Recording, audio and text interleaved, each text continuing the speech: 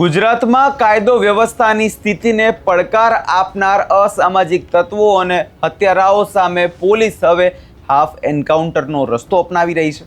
આ સવાલ અત્યારે એટલે પૂછાઈ રહ્યો છે કેમ કે ગઈકાલે એક બનાવ સામે આવ્યો જેમાં પોલીસ જે છે આરોપીને પકડે છે અને તેને પછી પગમાં ગોળી મારી દે છે। શું ને સમગ્ર મામલો તેના વિશે વિગતે ચર્ચા કરીએ। નમસ્કાર, હું છું પ્રથમ મોદી, આપ જોઈ રહ્યા છો નિર્ભય।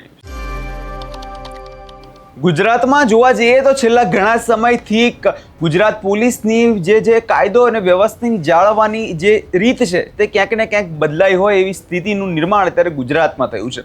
કેમ કે છેલ્લા ઘણા સમયથી એવા બનાવો સામે આવતા હોય છે કે પોલીસ આરોપીને લઈ જતી હોય છે અને તે સમયે કંઈક એવું બને છે કે પોલીસ જે છે તે આરોપીના પગમાં ગોળી મારી દે છે।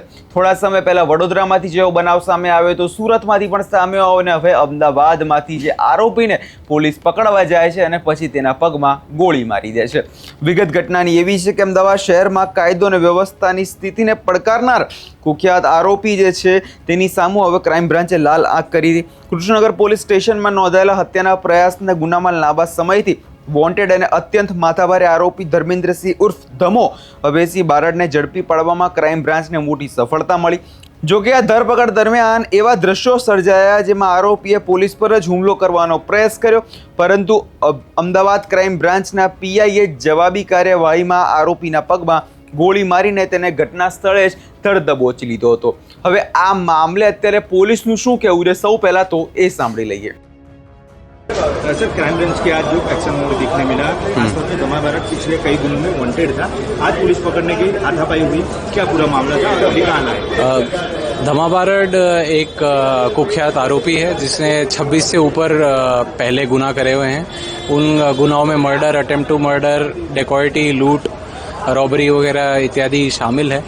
वो ऑलरेडी कृष्णनगर के grievous injury attempt to murder के केस में वांटेड था। हमारे इंस्पेक्टर श्री मेहुल चौहान जब उसको पकड़ने गए और उसको जब लेकर आ रहे थे तो रास्ते में उसने पिस्टल खींचने की कोशिश करी और जो आपस की झगड़ा हुआ उस दरमियान पिस्टल से फायर होके जो धमा बारड़ है उसके पैर पे गोली लगी। अभी फिलहाल कैसे खतरे से बाहर? अभी जो हमारे इंस्पेक्टर श्री है उनको सामान्य ईजा आई है और धमा बारड़ है उसके पैर में गोली लगी है। दोनों मेडिकल ट्रीटमेंट में और कोई किसी प्रकार का डेंजर नहीं है, दोनों डेंजर से बाहर है।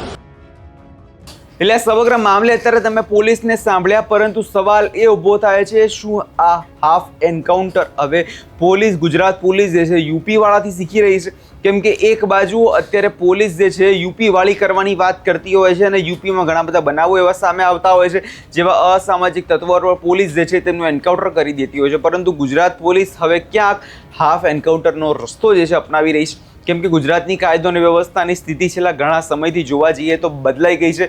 એક જે સમયે ગુજરાતને સેફેસ્ટ સિટી કહેવાતું હતું એવી સિટીમાં હવે ઘણા બધા હવે જે છે હત્યાઓ અને એવા બનાવો જે છે તે દિવસે ને દિવસે વધી રહ્યા છે અને હવે આ જ બધા મામલાને લઈ પોલીસ જે છે આ તમામ આરોપીઓને સકંજામાં લેવા માટે આ એક નવો રસ્તો અપનાવતી હોય એવી સ્થિતિ અત્યારે બની છે। વધુમાં જો વાત કરવામાં આવે તો ક્રાઇમ બ્રાન્ચની ટીમને બાતમી મળી કે નરોડા અને કૃષ્ણનગર વિસ્તારમાં ગુનાઓમાં વોન્ટેડ આરોપી ધર્મેન્દ્રસિંહ ઉર્ફ ધમો ચોક્કસ લોકેશન પર હાજર છે અને આ બાતમીના આધારે ક્રાઇમ બ્રાન્ચની ટીમે તેને ચારે તરફથી ઘેરીને પકડવા માટે ઓપરેશન હાથ ધર્યું હતું। પોલીસે પોતાની તરફથી આવીને જોઈ આરોપી ધમા જે છે તે સરેન્ડર કરવાને બદલે હિંસક પ્રતિકાર કર્યો, જેનો પોલીસ કર્મચારીઓએ જીવલેણ હુમલો કરવાનો પણ પ્રયાસ કર્યો, જેના પગલે પોલીસ અને આરોપીઓ વચ્ચે ઉગ્ર ઝપાઝપી થઈ અને પરિસ્થિતિ કાબૂમાં બહાર જતા આત્મરક્ષણ માટે પોલીસે આ કાર્યવાહી કરી હોવાનો ખુલાસો અત્યારે પોલીસ દ્વારા કરવામાં આવ્યો છે। હવે આ વિષયમાં જોવાનું એ રહેશે કે ખરેખરમાં આત્મરક્ષણ જ હતું કે હવે આરોપીઓને હવે સકંજામાં લેવા માટે પોલીસ હાફ એન્કાઉન્ટર કરી રહી છે। આ વિષયમાં તમારો શું અભિપ્રાય છે અમને કમેન્ટ કરી ચોક્કસથી જણાવજો। અમારી ચેનલ નિર્ભય ન્યૂઝ લાઇક, શેર અને સબસ્ક્રાઇબ કરવાનું ભૂલશો નહીં।